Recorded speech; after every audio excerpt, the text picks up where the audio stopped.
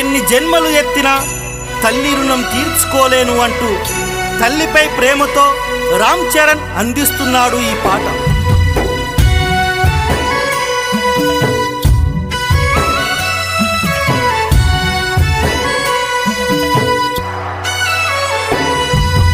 అమ్మా నీ రుణము నేనెట్లా తీర్చుకోనే, బాధలన్నీ నా మదిలోన పదిలమేనే. నీ పేగు తెంచుకొని ఇచ్చావు ఈ జన్మనే, నన్నే చూసుకుంటూ మురిసావు నీ జన్మనే. ఎన్నెన్ని బాధలున్నా ఎప్పుడు చూపలేవు, నీ కడుపులో దుఃఖాన్ని దాచి నడిసినవు.